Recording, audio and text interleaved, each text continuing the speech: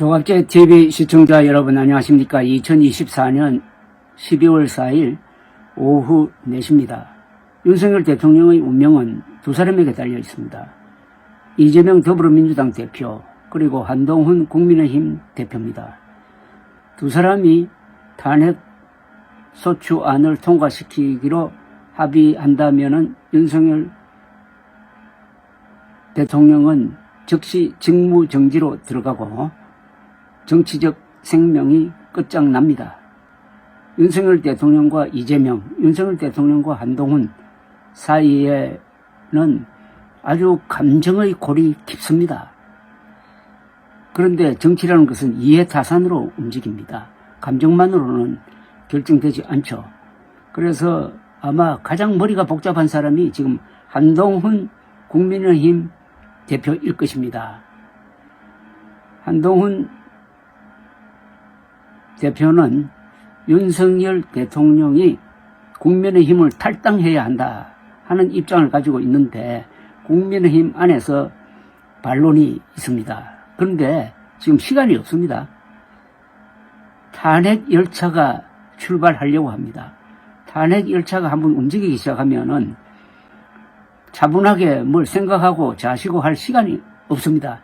탄핵 열차를 출발시킬 사람은 한동훈 대표가 아니고 이재명 대표입니다. 이재명 대표는 오늘 뉴스타파와의 전화 인터뷰에서 이런 어떤 보관을 피력했습니다. 한동훈 국민의힘 대표와 소통하여 탄핵안 의결 정족수를 확보한 뒤에 윤석열 대통령 탄핵안 발의를 하겠다고 밝혔습니다. 이게 중요합니다. 한동훈과 소통해서 탄핵안 의결 정족수 200명입니다. 그러니까 국민의힘에서 8명만 찬성하면은 200명, 300명 재적 의원 중에서 의결 정족수 200명 찬성을 얻어낼 수 있어가지고 소추안이 통과되는 겁니다. 이에 따라 민주당은 사전에 정족수 200명을 확보한 뒤에 탄핵안을 본회의에 보고하는 방향이 지금 유력한 상황입니다. 민주당은 오늘 오전 6시에 의원총회를 열고 헌법과 민주주의를 유린한 윤 대통령의 헌정 파괴 범죄를 좌시하지 않겠다면서 윤 대통령은 즉각 자진 사퇴하라고 밝혔습니다. 그리고 자진 사퇴 시한을 앞으로 24시간에서 72시간으로 딱 정해주었습니다. 이에 대해 이재명 대표는 뉴스타파와 인터뷰를 하면서 민주당은 윤석열이 사퇴할 것을 요구하는 것과 동시에 탄핵을 추진한다고 했습니다. 이재명 대표는 당초 오늘 오후 본회의 표결이 예상되었던 김건희 여사 특검법과 검사 및 감사원장 탄핵안 표결은 미루기로 했습니다. 당장 급한 것은 국회가 탄핵안을 통과시켜 윤석열 대통령의 직무를 정지시키는 것이기 때문에 다른 것은 미루든지 아마 폐기할 생각인 모양입니다. 탄핵안이 통과되면 윤석열 대통령은 직무 정지가 됩니다. 그렇게 되면 국무총리가 대통령 권한 대행을 맡게 됩니다. 한덕수 총리의 역할이 또 중요하게 되었습니다. 뉴스타파 기자가 윤석열 대통령이 2차 비상계엄을 선포할 가능성이 있다고 보느냐는 기자 질문에는 이재명 대표는 있다고 본다. 지금 대비 계획들을 검토 중이라고 했습니다. 어제 상황에 대해서 이재명 대표는 이렇게 설명을 했습니다. 국민들이 국회 본관으로 치고 들어오기 전에 체포조가 출동했다는 첩보를 받았다. 그 전에도 방첩사에서 저하고 한동훈 대표하고 우원식 의장 3명을 체포하려고 한다는 이야기를 들었는데 그 방첩사가 아니고 무슨 특임 부대인가 뭔가가 왔다는데 소방사 소속인데 방첩사 지휘를 받는다고 하는 것 같다. 어쨌든 그 이야기를 내가 미리 들었다면서 군의 체포를 피할 수 있었던 경위를 쭉 설명을 했습니다. 오늘 새벽 국회 본관에 진입한 군인들은 특전사령부 소속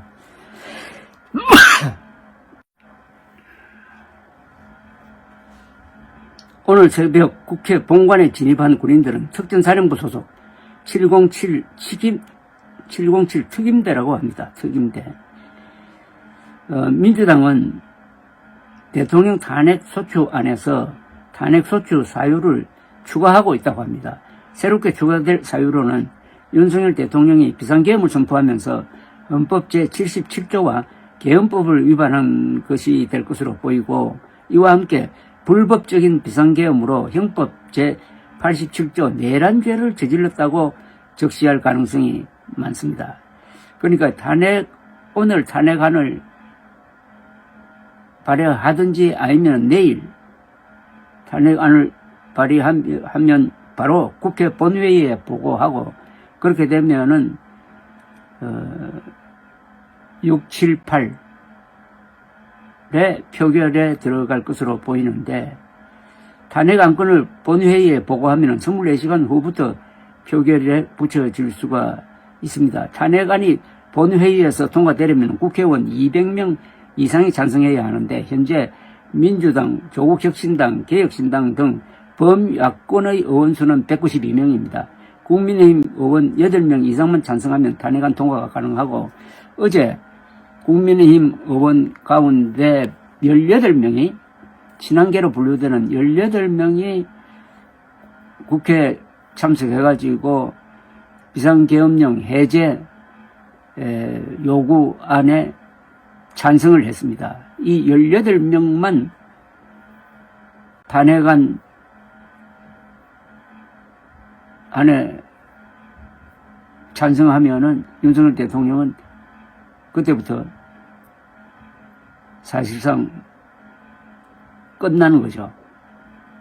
직무정지가 오래 갈 가능성도 있습니다. 지금 헌법재판관이 9명이 정원인데 6명밖에 되지 않습니다. 이 6명으로 이런 중대한 재판에 결정을 내릴 수 있느냐 하는 것은 논란이 될 것으로 생각을 합니다. 그렇게 해서 이렇게 결정이 늦게 나오면 어떻게 되냐 하면은 윤석열 대통령의 직무정지가 계속 되는 겁니다. 1년 되면 어떻게 됩니까? 임기 거의 남은 임기 반을 까먹게 되니까, 그때는 윤석열 대통령에게 자진 사퇴, 하야 압박이 거세질 것으로 보입니다. 탄핵에 의해서 파면되는 것보다는 자진 사퇴 쪽이 더 가능성이 있지 않을까 하는 생각이 드는 것입니다. 윤석열 대통령이 어쩌다가 이 지경에 왔느냐 하는 것은 과거를 돌아보면은 명백합니다.